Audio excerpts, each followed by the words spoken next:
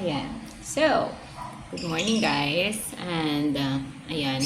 So, for today's video, kasi meron akong napanood, so habang nag-break ako ng saglit kanina, may napanood ako na shinare ni Derwin Meili, if you know him, one of the artists na Filipino.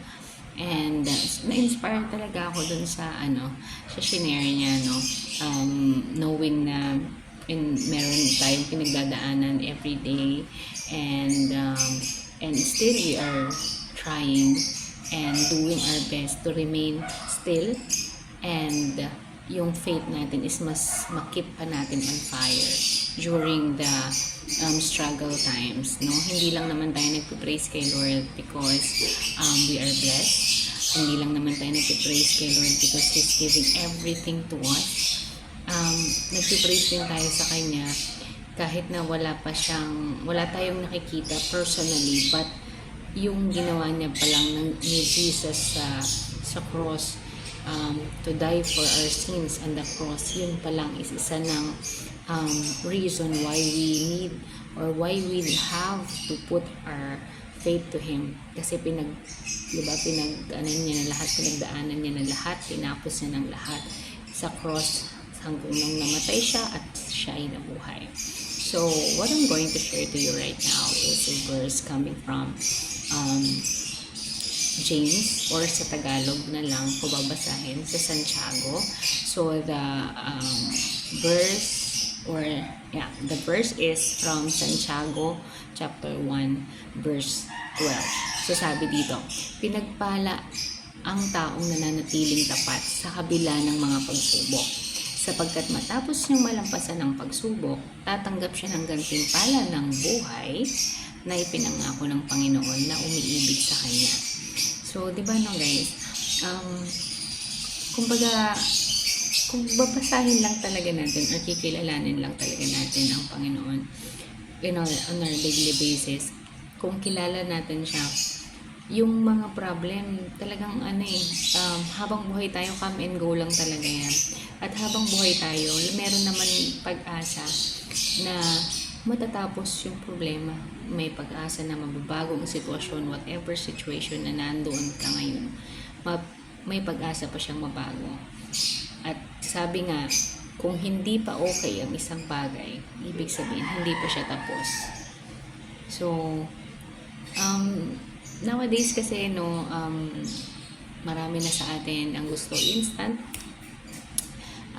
Marami sa atin ang gusto is yung kung ano yung hiniling natin or yung gusto natin is yun yung matutupad, but it doesn't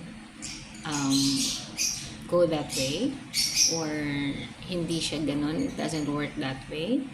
And the knowledge or the wisdom of Lord is higher than our understanding, and the plan of the Lord is better, even way better than our plan. So all we need to do is just to stay still, to have faith on Him, and actually sa totoong buhay nga, sa tao, hindi naman tayo magtitiwala kapag hindi natin kilala. Tama? So yun lang ang number one key for us to have our full faith to the Lord, or full trust to the Lord, to remain standing with the Lord, is to for us to know Him better, no? So minsan sa buhay natin, sabi nga, kunyari babiyahe tayo, no? Sabi pa doon, pagka nagbabiyahe tayo, naiinip tayo, so yun yung struggle natin. Yun yung struggle natin na parang ano ba yan, ang tagal naman ito. Pero diba, may destination pa rin. May patutunguhan pa din yung ano na yun, yung struggle mo na yun na naiinip ka sa biyahe. But at the end of the day, makakarating ka pa rin kung saan ka pupunta. At minsan pa nga, no, yung reward mo doon, pagpapunta, akala mo malayo, pagpabalik na, ay ang lapit lang pala.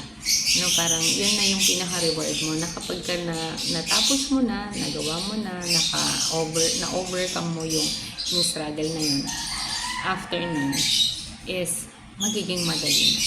And that's the reward that will be given to us. Kailangan lang talaga natin, most of the time, daanan yung mga bagay. At mapanatili natin ang ating pananampalataya at yung tiwala natin sa Panginoon. Kasi at the end of the day, hindi natin kaya mag-isa. Only the power of the Lord can help us. Only Jesus can guide us. And the Holy Spirit will comfort us in the midst of struggle. So yun lang guys. Let's keep on knowing our Lord. Pray every day. And don't forget to read your Bible to know more about our Lord, to know more about Jesus. Thank you guys. Bye-bye.